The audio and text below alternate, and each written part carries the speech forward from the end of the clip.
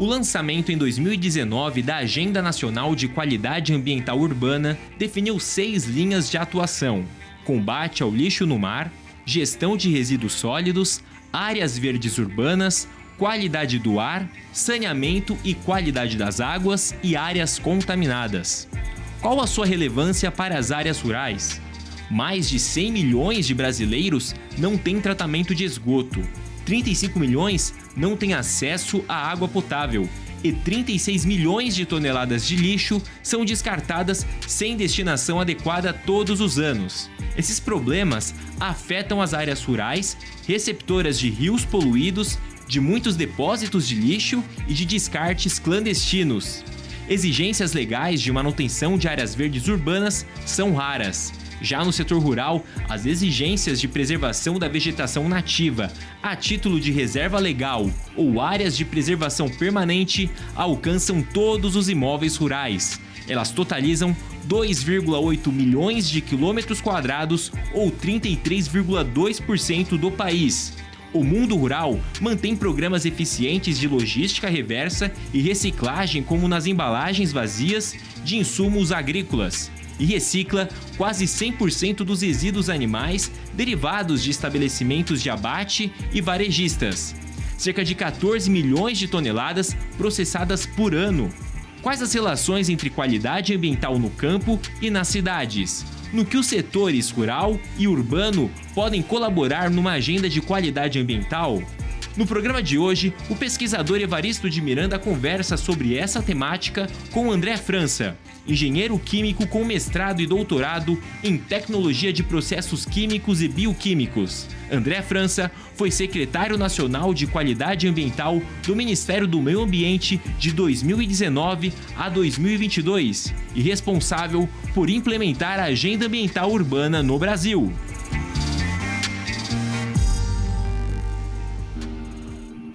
Olá, bem-vindos ao Brasil Verde, um programa dedicado à sustentabilidade da agropecuária brasileira. E faz parte dessa sustentabilidade a gestão dos subprodutos da atividade agrícola, dos resíduos da atividade agrícola e até, vamos dizer assim, do lixo da atividade agrícola. Toda atividade humana termina por gerar resíduos e até lixo, sobretudo nos centros urbanos. Esse é um dos grandes desafios do meio ambiente no Brasil. Para a qualidade ambiental, nós precisamos ter uma gestão adequada desses resíduos. E hoje nós temos aqui a alegria de receber o Dr. André França. Ele é um grande especialista na matéria, mas não só com conhecimentos teóricos, mas ele também exerceu funções relevantes, implantou programas com resultados muito significativos nesse campo da qualidade ambiental. Bem-vindo ao Brasil Verde, doutor André. Muito obrigado, doutor Evaristo, pelo convite. Olá a todos da equipe Brasil Verde, olá a todos aqueles que nos acompanham. É uma satisfação muito grande estar aqui com vocês. A satisfação é nossa, né? Doutor André, antes da gente começar, o senhor não é agrônomo, não é técnico agrícola, não é engenheiro florestal. O senhor tem outro tipo de formação e, portanto, as atividades também que o senhor desenvolveu têm relevância para o meio rural. O senhor podia contar um pouco a sua história profissional, a sua história pessoal? O senhor não é de Brasília, não, apesar de ter vivido os últimos anos na capital federal. Como é que é um pouco essa história aí, profissional e pessoal? Muito bem. Eu nasci em Goiânia, cresci no Rio de Janeiro e lá iniciei a minha trajetória na área de meio ambiente, né? Eu posso ser servidor do órgão ambiental daquele estado. Então, em 2009, iniciei como analista ambiental, depois ocupei cargos de assessoramento, coordenação, direção, né? Até que em 2018, né, recebi o convite para integrar a equipe que estava se formando para assumir em 2019, né, do então ministro Ricardo Salles, e vim para Brasília assumir essa missão de conduzir os trabalhos aqui na Secretaria de Qualidade Ambiental. Né, tive a satisfação de conhecer o Dr. Evaristo, na época, em 2018, ainda buscando pessoas para integrar o novo governo nessa matéria de meio ambiente. E, a partir de lá, primeiro com o ministro Salles, depois com o ministro Joaquim Leite, tivemos a oportunidade de colocar na pauta uma agenda muito importante, que é o meio ambiente urbano. Muitas vezes as pessoas pensam em meio ambiente como a árvore lá distante, a cachoeira, e esquece que o ser humano faz parte desse meio ambiente. E quando a gente olha a população brasileira, a gente tem 85% das pessoas vivendo nas cidades, e por sua vez representam menos de 1% do território nacional. Então, 85% concentrado em menos de 1% do espaço requer uma política pública específica. E foi feito pela primeira vez, né, uma política voltada para o meio ambiente urbano, chamada Agenda Ambiental Urbana, que reúne temas voltados para o solo, para a água e para o ar nas cidades. Talvez o senhor pudesse, antes da gente entrar na dimensão e na relevância disso também para o mundo rural, e o quanto o mundo rural hoje busca praticar essa economia circular, né? E transformar todos os seus resíduos em matérias-primas para outros produtos, outros subprodutos, coprodutos, etc. Antes da gente entrar nisso, esse programa, não é, trazer a temática ambiental do Brasil, não é só a Amazônia, não é só a queimado, desmatamento, como lá fora se tenta focar muito e até se dirigir recursos. Nós precisamos de muitos recursos para as cidades, né? Você podia dar um quadro rápido para nós de quais são os principais programas que vocês levaram adiante? E eu sei também que tudo isso, como todos os rios, deságua no mar, né? E nós temos também desafios, né? Na limpeza do litoral, das praias, etc. Conta um pouco para nós, assim, as pessoas que estão nos assistindo são pessoas que estão nas cidades, né? Vivem em graus diferentes, dependendo da região, esses problemas. Bem, o que nós observamos que nas últimas décadas, né, houve uma degradação da qualidade ambiental urbana, né, falta de saneamento, problemas relacionados à gestão dos resíduos, uma impermeabilização muito grande do espaço urbano, que faz com que eventos como cheias, alagamentos se agravem, né, trazendo inúmeros prejuízos humanos, perdas humanas e materiais, problemas na qualidade do ar, áreas contaminadas, enfim.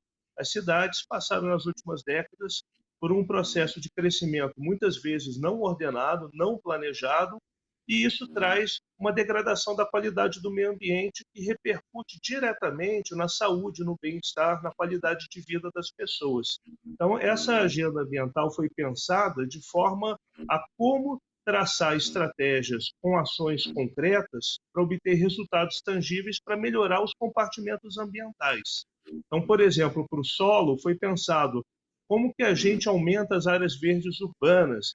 Então foi lançado o programa Cidades Mais Verdes para incentivar o aumento tanto da quantidade quanto da qualidade desses espaços verdes.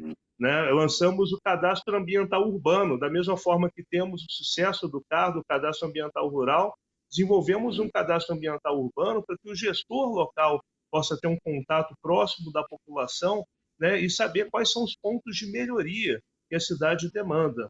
Né? E hoje, por meio de aplicativos, as pessoas podem acessar os espaços verdes das suas cidades, conhecer um pouco da história daquele lugar.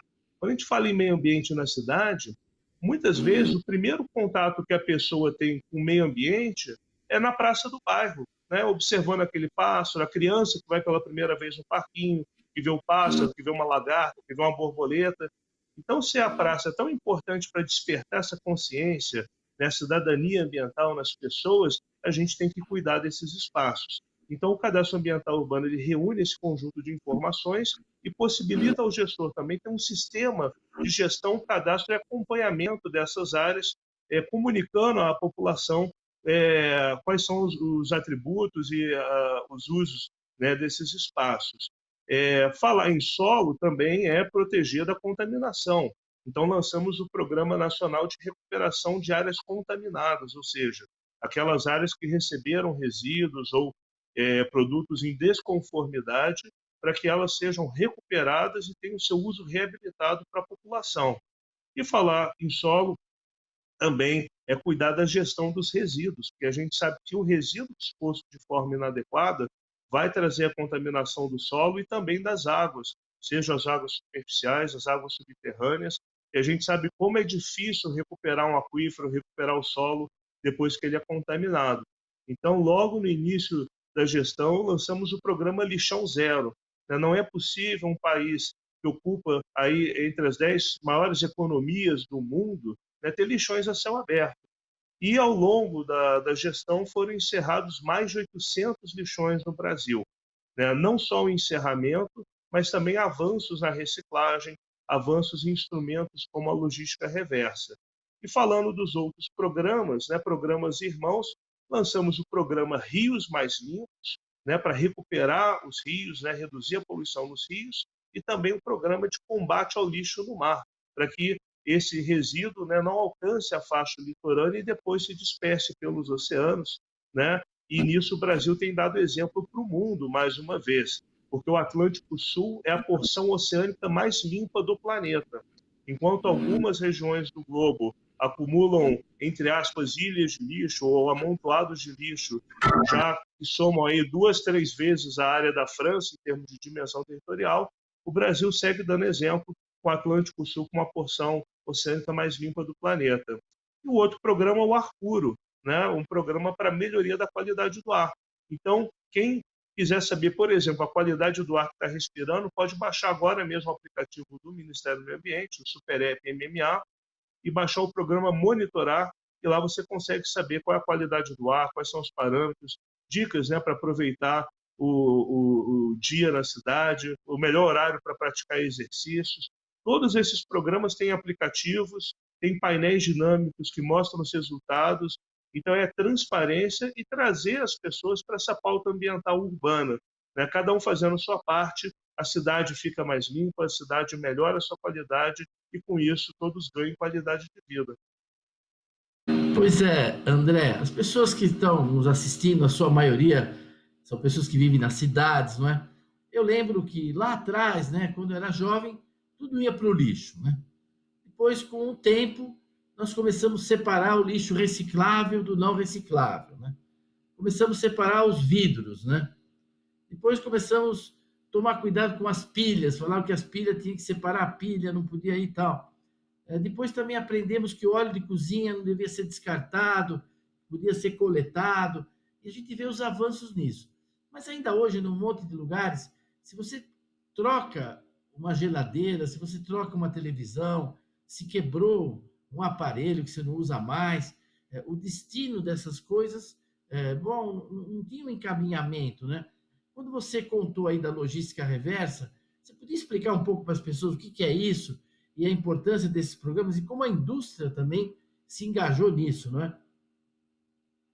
Exato. A logística reversa é um sistema que permite o retorno do produto ou embalagem após o uso pelo consumidor para o ciclo produtivo. Então, após o uso daquele produto ou daquela embalagem, o consumidor descarta em um ponto adequado, esse material retorna para o ciclo produtivo e isso traz várias vantagens. Criação de empregos verdes, preservação de recursos naturais, evita a poluição e, ao mesmo tempo, também diminui a emissão de gases de efeito estufa e também reduz o consumo de água e energia na indústria. Vou dar o exemplo da lata de alumínio, né? O Brasil é recordista mundial na reciclagem de latas de alumínio. Apenas em 2021 foram 33 bilhões de latas recicladas. A lata feita a partir da sucata de alumínio, ela uma tonelada de sucata equivale a 5 toneladas de bauxita. Então você tem aí a preservação do recurso natural ou a liberação para outro uso, né? Ao mesmo tempo, usar a sucata de alumínio reduz em 70% o consumo de energia na indústria e reduz em 71% a emissão de gases de efeito estufa. Isso só de usar o material reciclável, fora centenas de milhares de empregos gerados no país a partir de uma economia verde, né? Assim como esse exemplo, temos vários outros exemplos bem-sucedidos. Esse número de 2021 foi um recorde mundial, né? O Brasil superou o próprio recorde anterior, que era nosso também. Então, o Brasil, em matéria de reciclagem de alguns materiais, é exemplo para o mundo. Alcançou 98,7% o índice de reciclagem da lata de alumínio. Mas temos outros bons exemplos. Por exemplo, o óleo lubrificante usado, né, que a gente troca aí nos postos, né, nas oficinas. Apenas em 2021, o Brasil coletou e enviou para reciclagem 566 milhões de litros de óleo lubrificante usado. A gente conhece aquela relação que 1 litro de óleo pode poluir até 1 milhão de litros de água, né? Então, imagina a importância de um sistema que recolheu 566 milhões de litros de óleo, né? Quantos trilhões de litros de água foram preservados, né? Tiveram sua qualidade melhorada a partir de um sistema que gera empregos e, ao mesmo tempo, supre aí na casa de 15% a necessidade de importação de óleo básico acabado do exterior. Outro exemplo é a bateria automotiva. O Brasil recicla 16 milhões de baterias automotivas por ano, o que equivale, em termos do seu principal constituinte, que é o chumbo, que é 50% do peso da bateria, cerca de 150 mil toneladas de chumbo reciclados. A gente sabe que o chumbo descartado de forma inadequada contamina o solo e contamina as águas. Então, imagine a importância do sistema que reaproveita 155 mil toneladas de chumbo, né, que de outra forma estariam contaminando o meio ambiente. Um detalhe, o Brasil não tem reservas minerais de chumbo, todo chumbo é importado. Então, isso significa também autonomia, soberania, né, ao mesmo tempo que fecha o ciclo da economia circular. Então, são alguns exemplos que a gente pode dar. O senhor citou o eletroeletrônico. O eletroeletrônico não tinha sistema implantado no Brasil, né? Nós implantamos em 2020. Para você ter ideia, de 2010 a 2018, tinham 70 pontos de descarte adequado de eletroeletrônicos no Brasil. Implantamos o sistema em 2020, o presidente Bolsonaro assinou o decreto, né, que foi levado pelo ministro Salles. Em 2021 começaram a valer as metas. Hoje, passamos de 70 para mais de 4 mil pontos em todo o Brasil e mais de 1.200 toneladas já foram recicladas. Para citar apenas alguns exemplos de sistemas que foram criados ou aperfeiçoados nos últimos anos. Eu vou deixar um link que quem tiver curiosidade de saber de outros materiais, tem pilha, tem lâmpada, pneu e outros materiais, está tudo resumido e explicado. É o Sistema Nacional de Gestão do Serviço Solo, que pode ser acessado por meio do link sinir.gov.br, SINR, sinir.gov.br, e lá tem mapa em 3D, relatórios instantâneos, painéis interativos, um sistema muito moderno que não vimos nenhum país ter no mundo um sistema tão completo de informações sobre resíduos sólidos que está à disposição da sociedade. Muito bom, doutor André. Agora entrando então um pouco nesse mundo rural, né? Talvez o primeiro exemplo que a gente possa citar de retorno à origem, né, é o caso das embalagens, né, de insumos agrícolas, né, principalmente defensivos, né? Tem esse trabalho do INPEV. O senhor pode falar um pouquinho disso? Depois, eu queria falar um pouco do tratamento de resíduos na pecuária animal, na cadeia da carne, invocar um pouco para as pessoas terem ideia do quanto isso é fundamental também, né, para todos. É verdade. Bem, eu tive a oportunidade de andar por todo o país, nas 27 unidades da federação, e algo que eu aprendi é como o campo é exemplo de sustentabilidade para as cidades. É como que o campo, muito antes da cidade desenvolver seus primeiros sistemas, né, o agro brasileiro já tinha a consciência da importância, da necessidade de agir de forma a fomentar a economia circular. O exemplo da embalagem de defensivos agrícolas talvez tenha sido o primeiro sistema de logística reversa a ser implantado no país, né, por meio do programa Campo Limpo, administrado pelo INPEV, e é um sistema exitoso.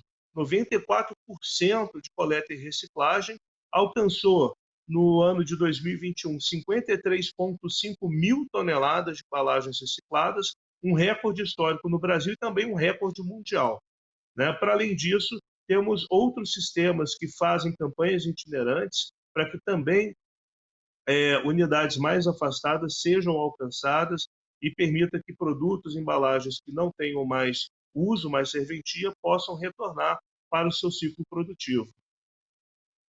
É extraordinário isso, né? O quanto há ganho nisso, né? E essas embalagens, uma parte volta a ser de novo embalagem, né?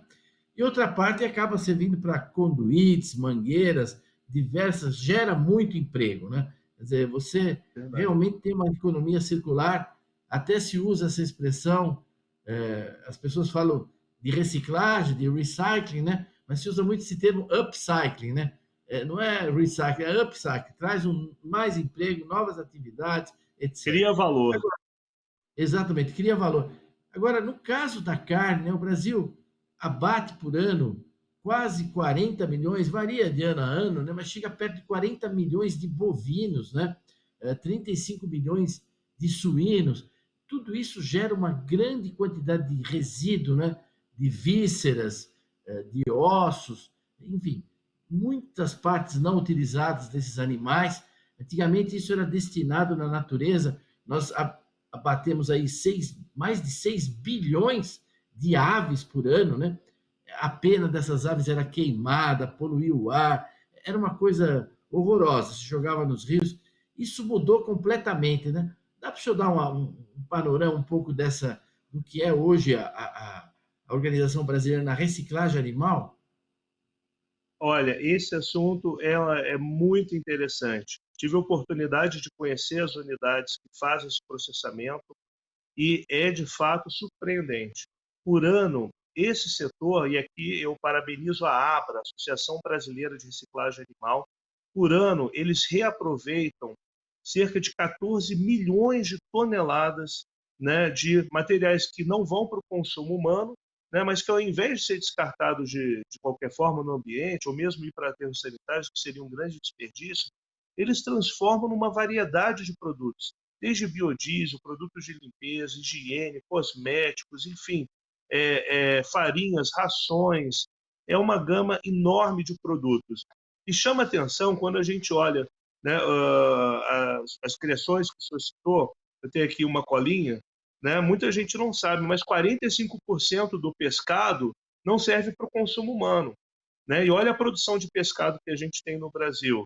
Quando a gente vai para o frango, é 28%, suíno 20%, e o gado bovino 38%.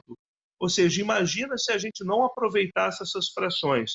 E o resultado é esse que eu acabei de mencionar. São 14 milhões de toneladas recuperadas que são transformados em produtos, né? Se cria valor, agrega valor, gera empregos, e isso tudo é economia verde, né? Reduz a emissão de gases de efeito estufa, preserva os recursos naturais, enfim, dá uma nova vida para esses materiais.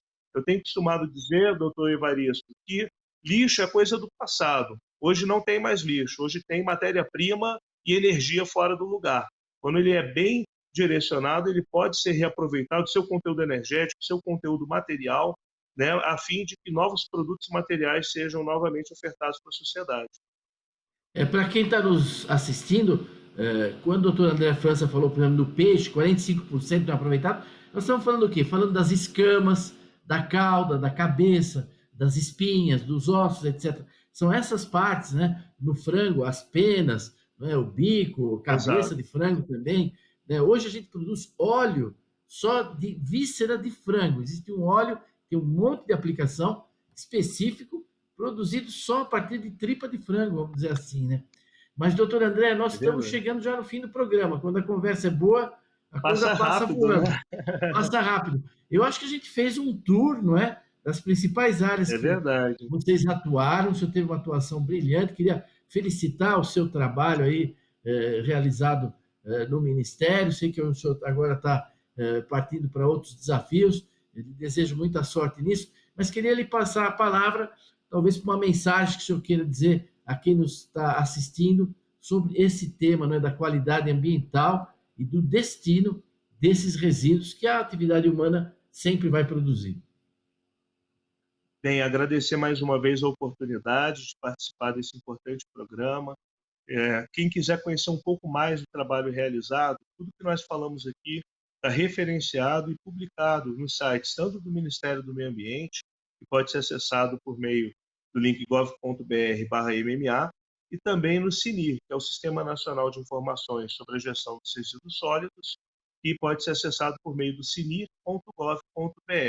Para quem tiver curiosidade sobre as outras agendas, qualidade do ar, o rios mais limpos, né, o combate ao lixo no mar, enfim, o Cidades Mais Verdes, tem também um aplicativo que está disponível nas lojas, né, tanto aí nas diferentes tecnologias, tanto o Google Play quanto o App Store, é o Super App MMA, e lá pode baixar os demais aplicativos para conhecer mais sobre o meio ambiente urbano e como participar para tornar esse ambiente cada vez melhor. Cada um fazendo sua parte, todos ganham com a cidade mais limpa, com mais qualidade ambiental e com mais saúde e mais qualidade de vida para os brasileiros.